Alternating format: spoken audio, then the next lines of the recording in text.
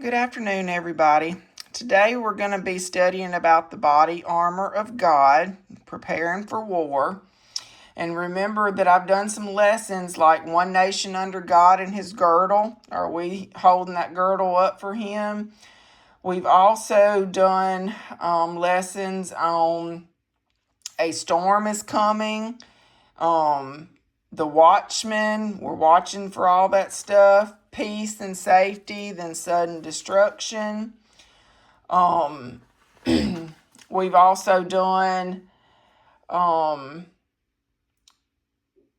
Bible boot camp. Let's get prepared. And now we're doing the body armor of God and preparing for war. So there's a lot of things that's going on, and these lessons build upon lessons. So I hope that everybody is watching and staying up to date because I refer back and forth. Today, I'm going to read from Ephesians 6, 10 through 18, and it explains about the body armor of God. And so we're going to start with verse 10. It says, "Finally, my brethren, be strong in the Lord and in the power of His might." So he's telling us we've got to be strong. It says, "Put on the whole armor of God, that ye may be able to stand against the wiles of the devil." And so suit up with a complete body armor, and we have to stand up against the devil. And so, "For we wrestle not against flesh and blood, but against principalities, against powers, against the rulers of the darkness of this world, against spiritual wickedness in high places." So principalities, isn't that where people talk about where, we're right and we're wrong? Principalities, powers. What kind of powers are we talking about? Is it stuff that we can see, or is it invisible stuff in the spiritual realm? Rulers of darkness, that's all Satan's people that's working for, him in this realm, in the human world. And spiritual wickedness in high places, I think that's government and things like that. And but it's also spiritual wickedness, so that's those demons and things that we can't see.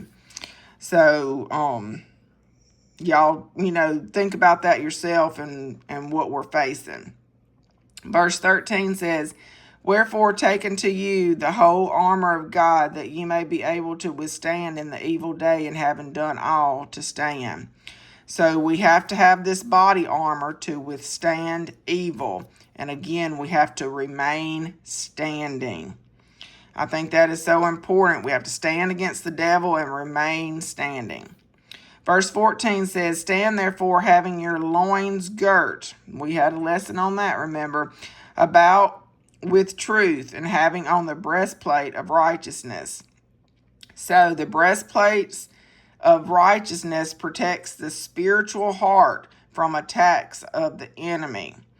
And then that loins girt means fastened around the waist to hold everything together. It protects against deception and holds like the whole armor body together.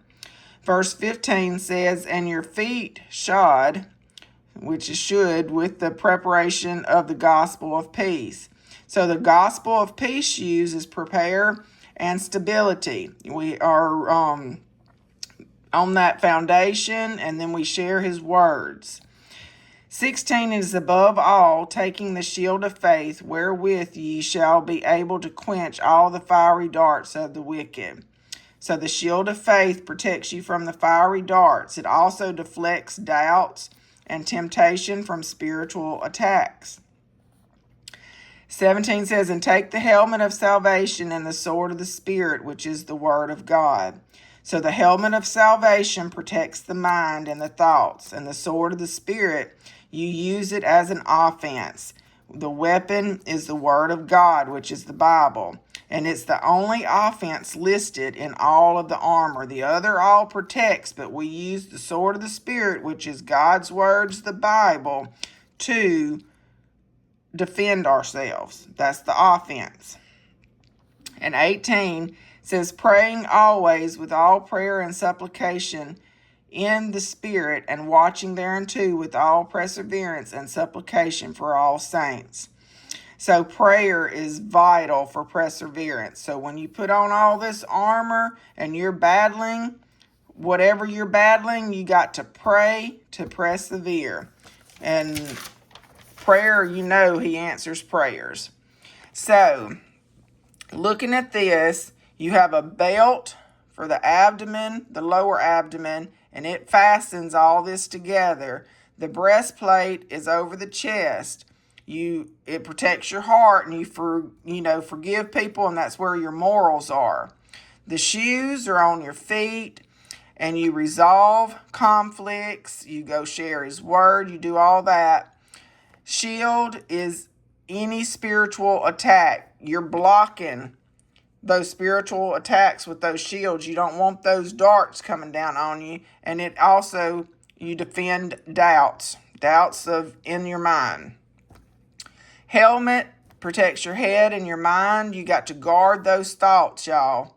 Not just the actual, head, but guard your thoughts. That's the spiritual world and thoughts.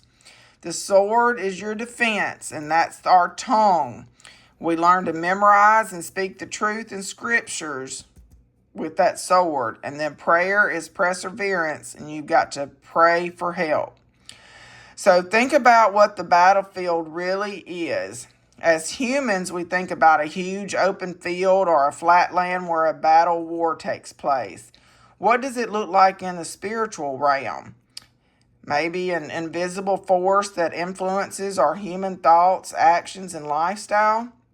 We cannot fight this war with human weapons or human strength.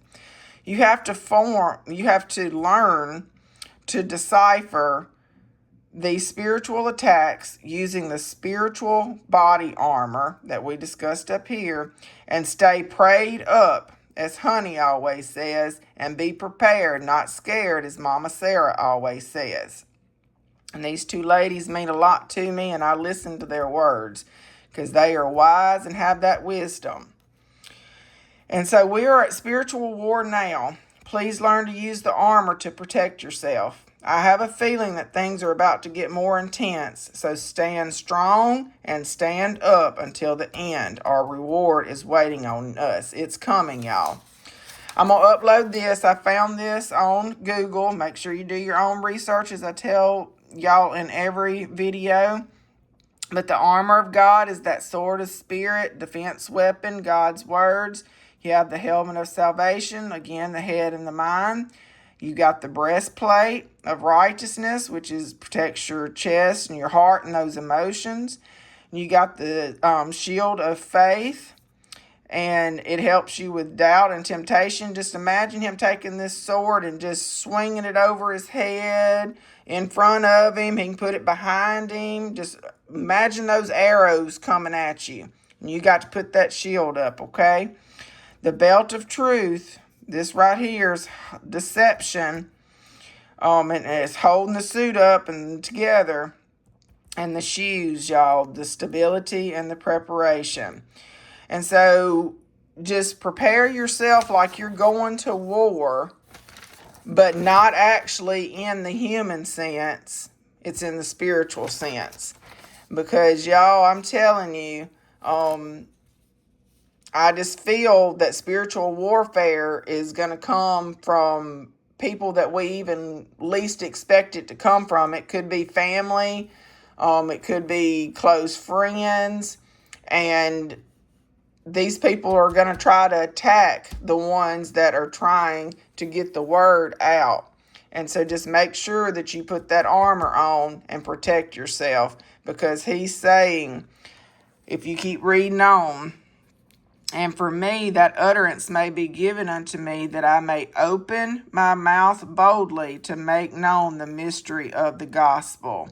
And so we are supposed to be spreading the gospel when we figure out those mysteries. We've been on a lot of mystery, them parables and things like that. So when we figure out the Bible and what it means, then we share it with people, and we're going to get backlash for that. And so I'm putting on my body armor, and I hope that y'all do too. I hope y'all enjoyed this message, and y'all have a God bless day.